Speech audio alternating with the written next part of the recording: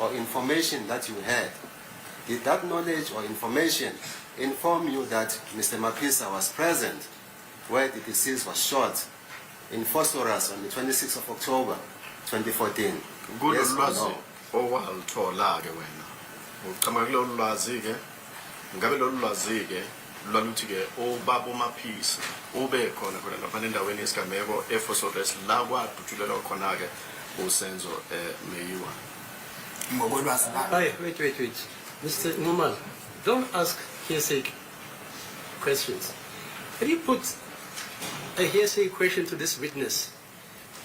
When he answers it, whatever answer he gives, it becomes direct evidence. Are you with me? Yes, I'm with you. Yes, but be warned. You ask this witness whether from the information he had, does he know whether Mapisa shot Senzo? No, that he was present at the scene. Yeah. That is the question that I'm asking from Information which he could have acquired anyway. Yes. That's how broad you're phrasing it. Are you with me? Yes. Hmm? I'm with you. Yes. I'm with you. I'm being fair. Yes. So, withdraw that question. Because that hearsay evidence, he could have heard 6 years thereafter. Like Tupac, after 30 years, if you read newspapers, somebody said, yeah, I was there when Tupac was killed in a nightclub in Vegas. And he was arrested and charged with first-degree murder. Yes. Yeah. Yes, I've heard about that. That's it. Okay, fine.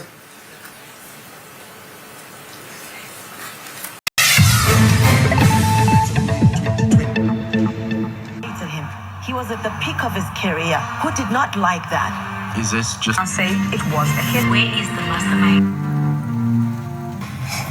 Thank you, Brigadier. So I'm supposed to cross-examine him. So he can self-incriminate himself. Is that what you're saying? Not unless if he says he does not. No, but this court has to see to it that the law is upheld. Yes. So yes. I can't let a transgression which this witness is asked to walk into without warning him. Of course, I can tell him that if you want to answer that question, you're at liberty to answer it, yes. But you must know your rights, that as a witness, you're not a compellable witness to incriminate yourself. That's what the law says, not me. Yes. Hello?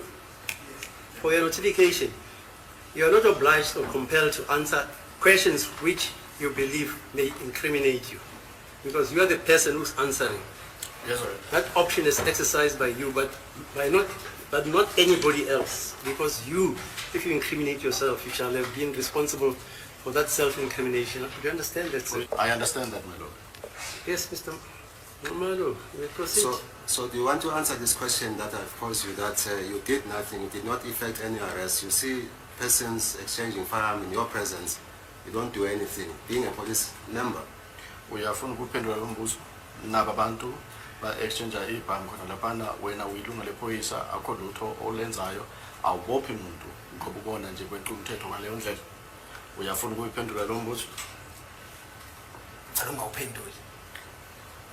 May I not answer that question?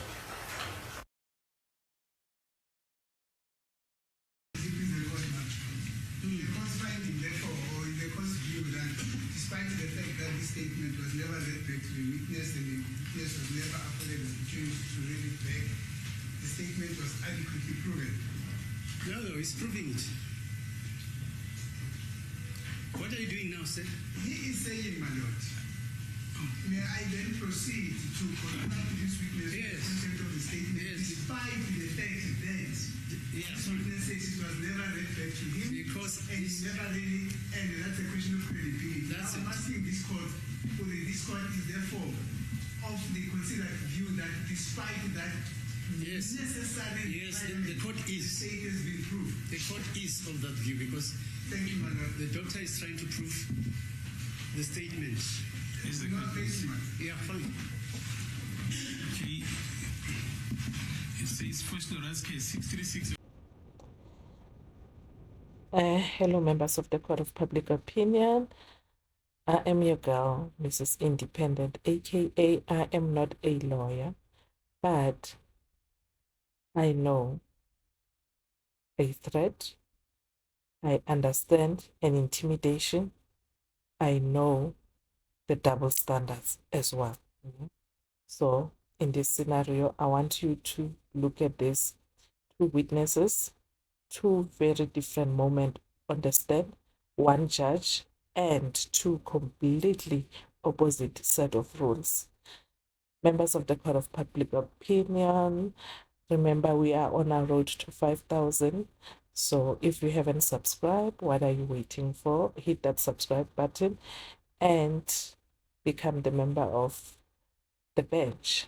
So now, first, State Witness Constable Zungu, when asked why he failed to arrest men exchanging illegal firearms in front of him, the court didn't just watch.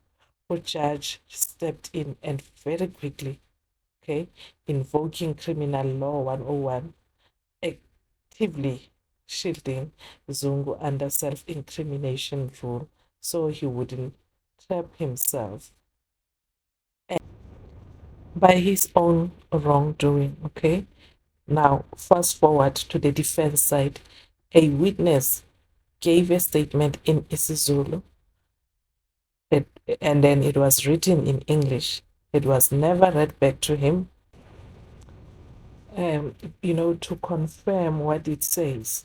On top of that, Advocate Mnisi raises a clear warning. The witness firmly believes Brigadier Gininda added information to that document that he never said.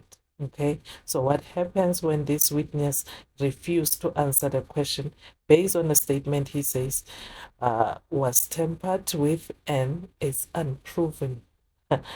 Guess what happened?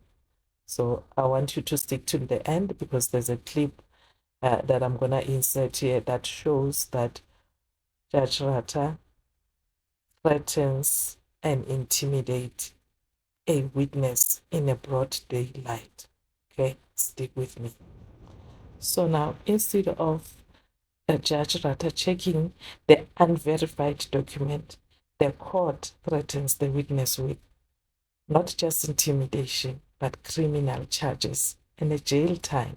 Hey, members of the Court of Public Opinion, this is what we are exposed to. Zungu was shielded from his own action, but the defense witness was backed into a corner.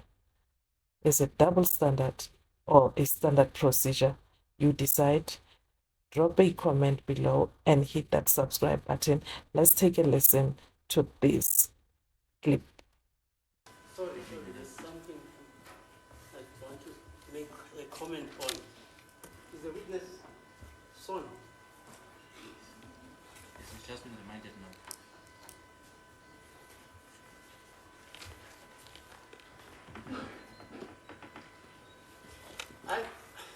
On Friday, I had the impression that you said you do not want to continue with giving evidence. Am I correct, sir?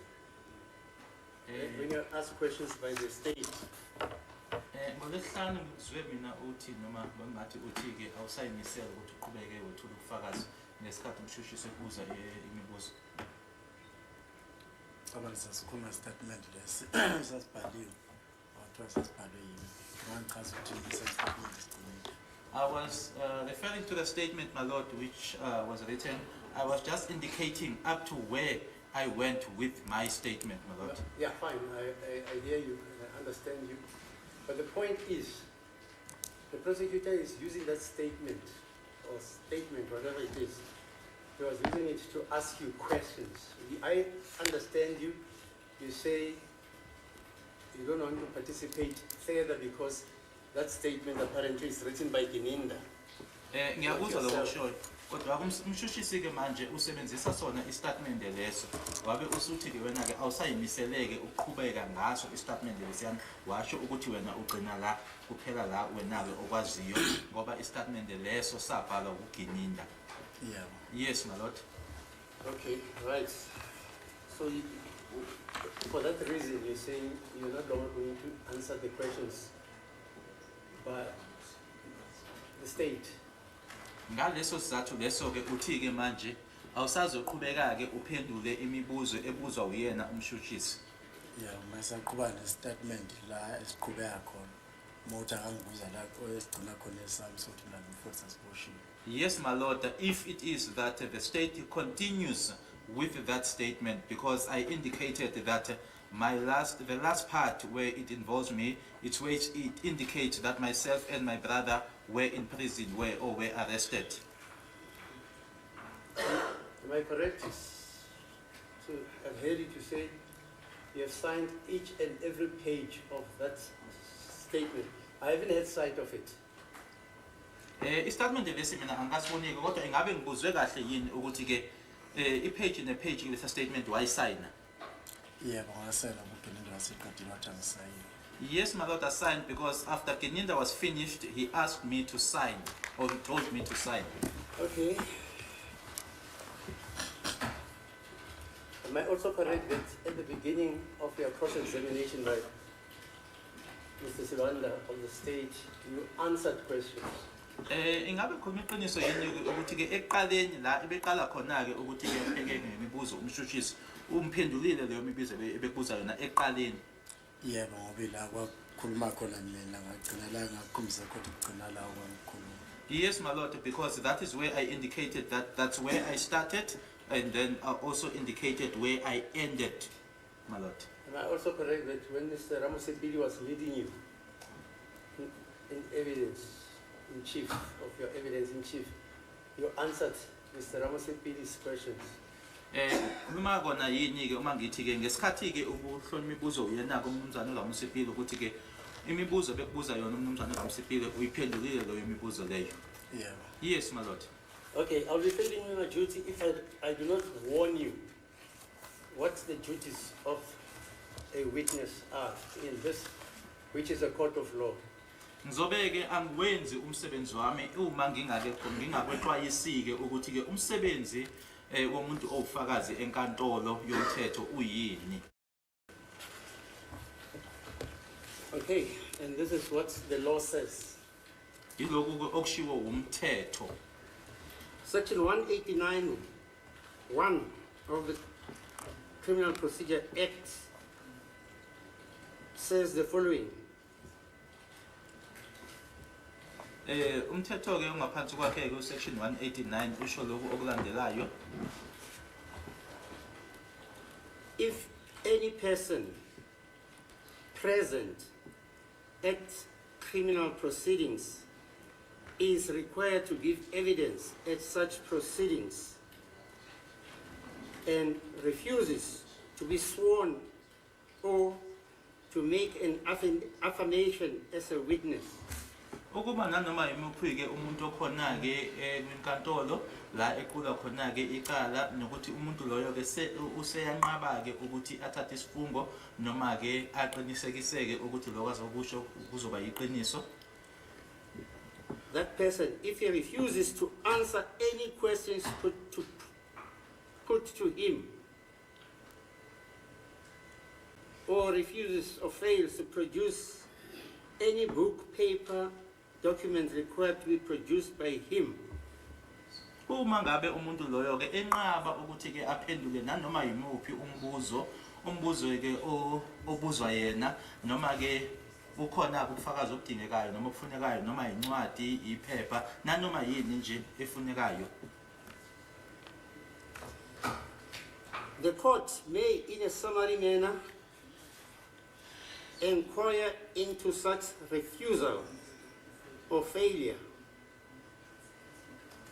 and unless the person so refusing or failing has a just excuse for his refusal or failure, Inkantolo iyakwazike ukuthi ke ibese yona ke iyaqala ke ukuthi manje iphenyeke noma ibuzeke ifuna ukwazi isizathu noma ke inhloso ukuthi ke kungani ke umuntu loyo enqaba ngaphandle kokuthi ke kuyazwakala ke noma kuyatholakala ukuthi kukhona ke okuzwakalayo noma kuyizathu ke ekuyisona esimbangela ukuthi ke akwenze lokho.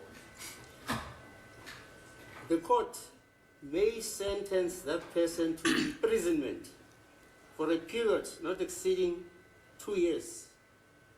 Inkantolo iyakwazi ukuthi umuntu loyo ke imgwebeleke ejele isikhathi ke esingeqanga noma esingadlulanga kwiminyaka emibili. or where the criminal proceedings in questions relate to an offence referred to in Part 2 of Schedule 2. What it basically means is that in such a case, which is supposed to be Schedule 2, Part 2 of Schedule 2, I think it also means where the court is dealing with a charge of murder. Lana ke okushiwo ke ile ndawo ke efundiwe lana ukuthi ke uma ngabe kukhulunywa ke ngecala ke lelesi enokubulala phakathi. You may be sentenced to 5 years imprisonment. Inkantolo ke iyakwazi ke ukuthi ke isingagweba ke iminyaka emihlanu ejele.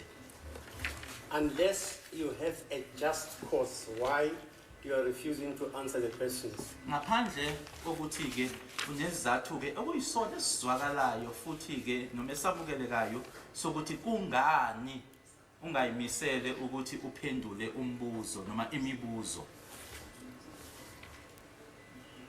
Do you understand, sir? Ingabe uyezwa yini mphumzana? Yeah. Yes, my lord. In other words, you've taken an oath to give evidence. Ngamanye amagama ke uthathe isifungo sokuthi uzokwethula ubufakazi kule nkantolo. And what is peculiar about this case, it's not that at the beginning you said you don't want to answer questions.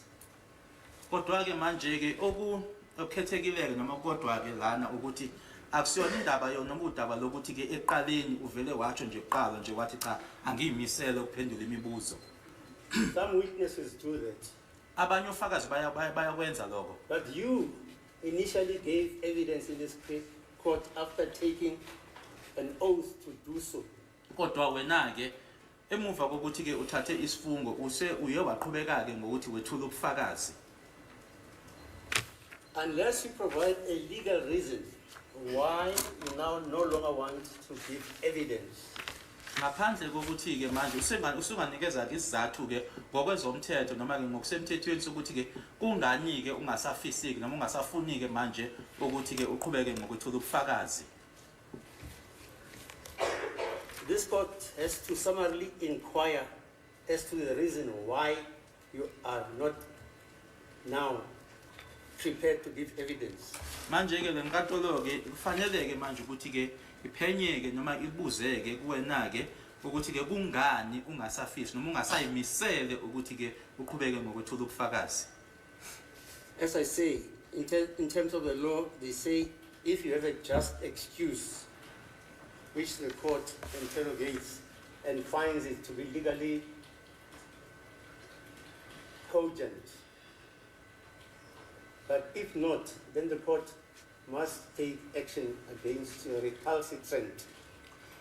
Nanjengoba kubhaliwe ke lana ukuthi ke kufanele ke kube inkantolo ke manje eseyiza kuwena ke ithi ke ngaphandle ibuze kuwena uma ngabe kutholakala ukuthi cha sinesizathu ke ezizwakalayo ngokwezomthetho noma ke ngokusemthethweni osinikezayo ukuthi kungani kodwa ke uma ukuthi ke cha asikona nje lokho ke inkantolo kufanele ke ukuthi ke ithatha amanyathelo ngakuwena. And you've got the right to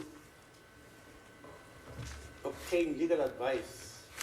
Unelungelo ke lokuthi ke manje usungahamba ke uyocela ke ukweluleka ngokwezomthetho.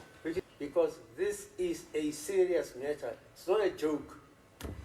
Manje ke le nkantolo lena izoguqa ke ukuthi ke manje wena uhambe ke uyothola ummeli noma ke uzoya ku legal aid noma ke uzohamba uyoyifunela ke ummeli ozomkhokhela wena ke ukuthi ke ukhulume naye ke umtshele ngalo daba lolu ngoba ke udaba lolu ke olubucayi kabi. So this court is going to adjourn. When is the recess? Friday is the last day, my lord. Friday is the last day. We're coming back on the 20th. Okay, this court is going to adjourn until Friday to enable you to obtain that legal advice as to what the consequences are of a witness who takes an oath to tell the truth, nothing but the truth, and a witness who is aware of the gravity of this case, which is a charge of murder. Inkantolo-ke manje izokunikeza-ke lelo thuba-ke ukuthi inkantolo sizoguqa-ke kuze kube ngoLwesihlanu ukuthi-ke ngoLwesihlanu ukuthi-ke uyitholele-ke ummeli loyo-ke uzothi-ke manje-ke azokutshela-ke noma-ke akunike izeluleko ukuthi-ke kwicala elikanjena-ke kwenzeka kanjani ngenxa-ke yobucayi becala leli. Okay. Tell me, where do they house him? Where is he stationed at the moment? Nanjengamanje njena-ke Kgoshimampola. I'm told it's Kgoshimampola. Was it? Kgoshimampola, madam. Oh, it's Kgoshimampola. That's correct. Okay, so we are adjourned until Friday. And then Friday, you'll tell me whether you have acquired an attorney or not. If you want an extension for that period, the court will grant it. NgoLwesihlanu lokuzokwenzeka usuzobuya kuzotshela inkantolo ukuthi ummeli umtholile noma cha uma kuwukuthi-ke usadinga ukuthi unikezwe-ke isikhathi ukuthi-ke sincane lesi sikhathi osinikeziwe uzoyitshela-ke inkantolo ngoLwesihlanu. Maybe before we So there you have it, members of the Court of Public Opinion. You ask yourself, makwenzakala kanje ukuthi, does the court step in to protect the integrity of the process? According to me, no, he didn't do that. Instead of addressing a legitimate challenge to an unverified, untranslated, never read back document, the court threatens the witness with a criminal charge and jail time for defiance.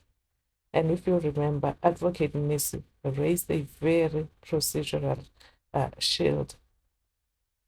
Ulwana Kunselani said a statement was taken was taken in Zulu, but it was written in English. It was never verified. It was never read back to him. And that is a legal defective. So when judge rules that the question the state could question the witness, should proceed and question the witness and warning the witness about facing charges for refusing to answer. Uyazama yena ngiyabona, he was trying to prioritize keeping the trial moving and testing the credibility on the record. But in so doing, he created a very clear perception of unequal protection between the state witnesses claiming privilege and defense witnesses challenging police conduct. Members of the Court of Public Opinion, if you are still here, drop a red heart or flower. Until the next video, remember to subscribe if you haven't. Bye.